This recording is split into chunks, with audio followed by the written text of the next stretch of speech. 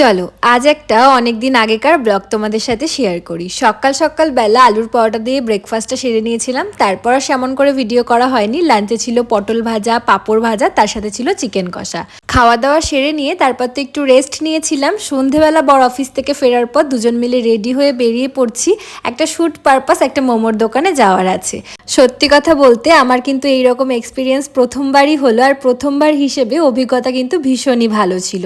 যাওয়া মাত্রই যেটুকু ভিডিও আমার করার ছিল সেগুলো করে নিয়ে তারপর আমি মোমো খেয়েছিলাম জমিয়ে, বেশ ভালো খেতে ছিল মোমোগুলো। তারপর ওখান থেকে বেরিয়ে আমাদের টুকিটাকি অনেকগুলো কাজ ছিল, সেগুলো সেরে নিয়ে চলে গেছিলাম একটা জুসের দোকানে। ওখানে গিয়ে একটা কিটক্যাট শেক আর একটা ব্ল্যাক কারেন্ট শেক অর্ডার করেছিলাম। দুটোই খেতে জাস্ট দুর্দান্ত ছিল। তারপর আবার ওখান থেকে চলে গেছিলাম লেন্স কাটে, একটা কম্পিউটার গ্লাস নেওয়ার আছে। যেভাবে ফোনের দিকে সারাদিন তাকিয়ে তাকিয়ে কাজ করি, চোখটা যে কবে খারাপ হবে তার কোনো ঠিক নেই। অর্ডার করে আসলাম, দেখা যাক কবে দেয়। চলো বাই।